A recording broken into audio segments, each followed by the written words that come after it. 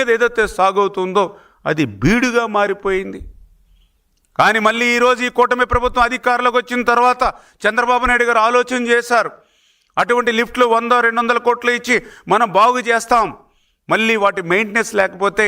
మళ్ళీ వచ్చే సంవత్సరం అవతల సంవత్సరమో ఆ లిఫ్ట్లు మళ్ళీ పాడైపోతే ఆలనా పాలనా లేకుండా అక్కడ రైతులు నష్టపోతూ ఉన్నారు. అట్లా కాదు, ఏదైతే ఆ లిఫ్ట్లు మరామతులు మొత్తం ఏదైతే రాష్ట్రం మీద ఉన్నటువంటి లిఫ్ట్లన్నీ కూడా ప్రభుత్వమే రిపేర్లు చేయిందాం.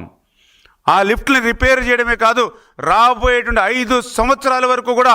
ఆ లిఫ్ట్లు మెయింటెనెన్స్ కూడా ప్రభుత్వమే పెట్టుకుని రైతుకి ఒక్క రూపాయి భారం లేకుండా లిఫ్ట్ని మనం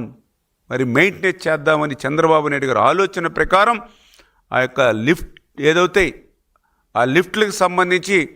5 సంవత్సరాలు ఒక్క రూపాయి పెట్టకపోవడం వల్ల ఈవేళ దాని బాగు చేతకే రిపేర్లకి ఈవేళ 715 కోట్ల రూపాయలు, 5 సంవత్సరాలు ఆ లిఫ్ట్ని మళ్ళీ మెయింటెనెన్స్ చేసి రైతాంగానికి నీరు అందించడానికి 1637 కోట్ల రూపాయలు. అంటే ఈవేళ 2352 కోట్ల రూపాయలు ఈరోజు లిఫ్ట్కి మెయింటెనెన్స్ అండ్ రిపేర్స్ కలిపి ఈరోజు నిధులు మంజూరు చేసేటువంటి విధంగా ఈవేళ మేము అంచనాలు తయారు చేసి తొందరలోనే అవి కూడా మరి ఫైనాన్స్ మరి ఏదైతే శాంక్షన్ చేసుకుని ఆ లిఫ్ట్ ఇరిగేషన్ కూడా మళ్ళీ పునరుద్ధరించేటువంటి ప్రక్రియకు ఈరోజు ఈ కూటమి ప్రభుత్వం పనిచేస్తున్నటువంటి పరిస్థితి. అదేవిధంగా మన ఉత్తరాంధ్రకు సంబంధించి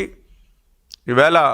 ఏదైతే వంశధార, తోటపల్లి, జంజావతి, ఎర్రమండలం లిఫ్ట్, మహేంద్ర తనయ, మడ్డు వలస, తారకరామ తీర్థ సాగర్, నాగావళి చంపావతి అనుసంధానం, ఇట్లా ఉత్తరాంధ్రకు కీలకమైనటువంటి ప్రాజెక్టులు ఏవైతే ఉన్నాయో అవన్నీ కూడా 5 సంవత్సరాల వైసీపీ పాలనలో ఒక్క అడుగు కూడా ముందుకెళ్ళినటువంటి స్థితిలో మళ్ళీ ఈరోజు చంద్రబాబు నాయుడు గారు ఉత్తరాంధ్ర ప్రాజెక్టులని ప్రథమ వరుసలో పెట్టి ప్రాధాన్యతనిచ్చి మొన్ననే 2000 కోట్ల రూపాయలు, మొదటి సంవత్సరం 1000 కోట్ల రూపాయలు, రెండవ సంవత్సరం 1000 కోట్ల రూపాయలు పెట్టి దీర్ఘకాలికంగా 15-20 సంవత్సరాల నుంచి పెండింగ్లో ఉండిపోయినటువంటి ఈ ప్రాజెక్టులన్నీ కూడా